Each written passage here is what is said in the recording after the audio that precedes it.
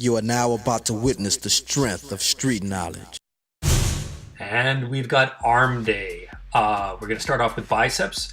And when we talk about biceps, a lot of people think it's just lifting, but actually it's the bicep. What it does, as you can see here, it's also turning your arm. So it's not just bringing it straight up, it's turning it.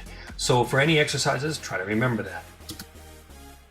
I really enjoy stretching before, during, and after a workout. Doesn't matter the body part.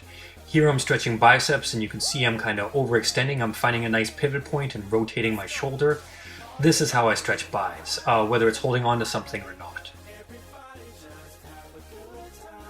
The first exercise I'm starting with here is the alternate dumbbell curl. I'm doing these seated so I can be a little bit more strict. Today, this was my lighter set. I'm doing these so that it's almost a warm-up for me. I like to get a full rotation on this. We were talking earlier about the bicep being a rotating muscle as well. So you can see down at the bottom end, it's a full rotation all the way up to the top end contraction. I'm actually turning in with the inner part of my wrist there, just a little bit, giving it a top end squeeze. So again, full squeeze up top and then all the way turning. Sometimes I'll do these as my big mass builder. I might go really heavy. I remember some of the big boys in the gyms were doing over 100 an arm. Not today. This was a nice light one for me and just getting some blood flowing into the muscle. I like to keep these strict, especially as a warm-up exercise. Want to keep the blood, the liquid flowing through my elbows. And there you can see I'm stretching it out a little bit, right? The next exercise I'm doing here is the one-arm hammer curls. I'm leaning over a little bit. Now this one, it's not that heavy here, but I eventually worked up to a pretty heavy set. You can see a little bit of cheating here. I'm cinching it up, and that's okay. That's what I'm trying to do. I'm trying to just get everything out of it that I can, even with that cheating. I don't mind cheating as long as you're not hurting yourself, basically. So you can see a little cinch at the top end, full extension, and I'm giving a little bit of shoulder, using the momentum a little bit, but hopefully you can still see that bicep pulling it, right? It's still contracting up top there, and I'm still getting some work out of this exercise.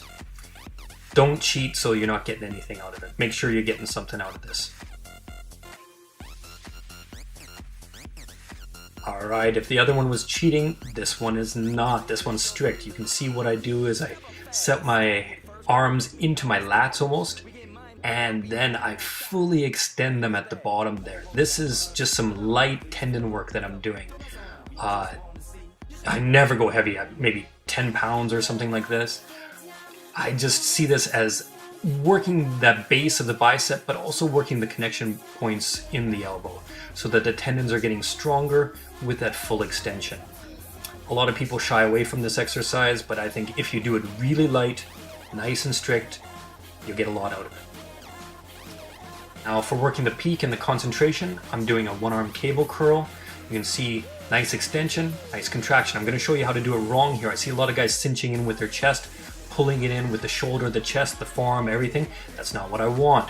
What I want you to do is have your elbow up high and almost bring it to your ear, right? Have a nice peak contraction, hold, peak contraction and hold. This is great. Whether you're doing it from a low point or a high point, this is a great exercise, okay? What I'm going to show you here is the whiter, tighter close-up, right?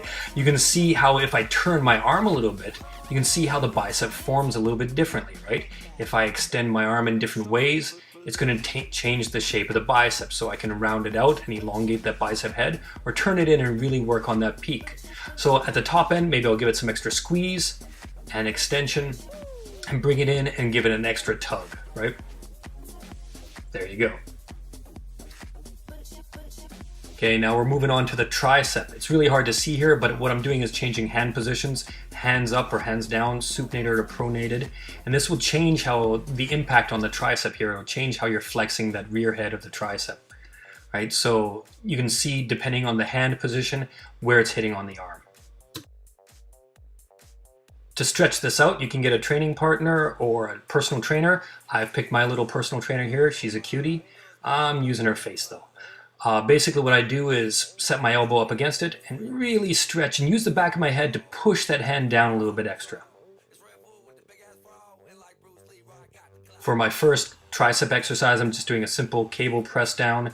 You can see I'm sticking my butt out, looks kind of funny, but what that allows me to do is have full extension of the tricep, that I'm putting it all the way down and getting that full contraction. So many people don't lock out at the bottom. Instead, they just kind of push down using their shoulders or chest, and they're really cheating themselves. The double bench dip I attribute to building up the rear head of my tricep. If you see it there, what I do is I lock my arms behind my shoulders and then go down. A lot of people get their elbows out really wide, but I find if the elbows are in tight, the shoulders are in tight, you get a really strong contraction on that rear head. And it's like for a bodybuilder hitting that side tricep pose, it really pops it out there. So maybe not as deep as some people go, but look at the size of that rear head of the tricep. It's really jumping out there. Okay, don't mind the costume change. I had to record this on a different day. I forgot to record it on arm day. This is for the nice middle head of the tricep, the nice stretching one. You're going to see really at the bottom end of this, I lean back and give it an extra stretch. Don't mind the funny faces though. So when I lean back, it's a big stretch and the contraction. I'm not really focused on the contraction for this one. I'm focused on that stretch at the bottom end. Look at this.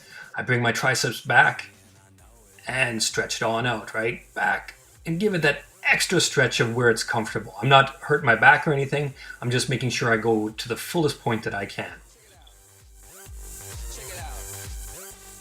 Speaking of contraction, this is the one that I love for an extra contraction. What you'll see me doing here is, this is a reverse grip, one arm, and you'll see I do this extra contraction. I bring almost the rear delt into it. It's not though. I'm just extending that arm as far back as that tricep is going to allow it to go back. So for some people, it's the kickbacks when you're bent over. This is almost the same thing. You'll notice that full extension, that little bit past where the shoulder locks over, will bring you a stronger lockout on the rear head of that tricep.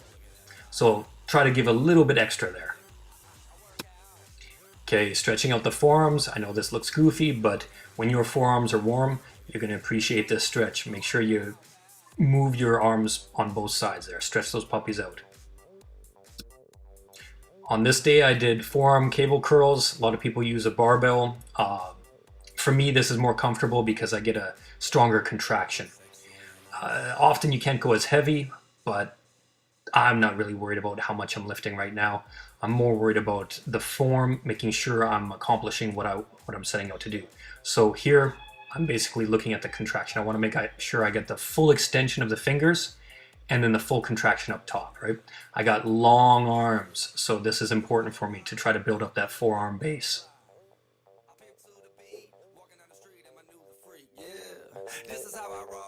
And it's flex time. Always at the end of my workouts, I take about 5 minutes or whatever and just make sure I'm flexing, squeezing out the last bit of juice of whatever body part it was that I worked, right? Stretching it out, flexing it out. You can see what I'm doing it here is, turning my thumbs inwards so that I'm really working on that peak, right? I might hold it for the count of 10 and then let it stretch out. Squeezing, stretching, right? Do the same thing with the tricep, running it through the range of motion, seeing how it feels, changing the hand position here, right? And then giving it a nice big lockout. Seeing what head is maybe more pumped, for example, or what head I felt maybe worked a little bit harder during this session. So I'll look around, look in the mirror and say, what parts do I need to work here? Forearms are the same thing. I've got really long arms here, so I could flex it locked out on either side. Sometimes here it's showing the bulk of the under part of the forearm, right? Makes me wish I had bigger arms here. Stretch them out. Sometimes you'll find when you're flexing a little bit, they might start to cramp up a little bit. So you're going to want to stretch those things out a little bit, right? Here's a front double bicep bodybuilding pose. I'm not very lean right now. I'm probably around 20%. So you can't see a lot of detail in there at all. I'm going to try to see if I can hit a side tricep pose. This pose is a lot about shoulder flexibility. So being able to lock it out back there, right? And if you do it right, you can see that mountain of a rear head to the tricep. Luckily, I don't have to show my belly in this shot though. Got it all covered up. And that's it for arm day. I hope you guys enjoyed this video with Soul Lifts.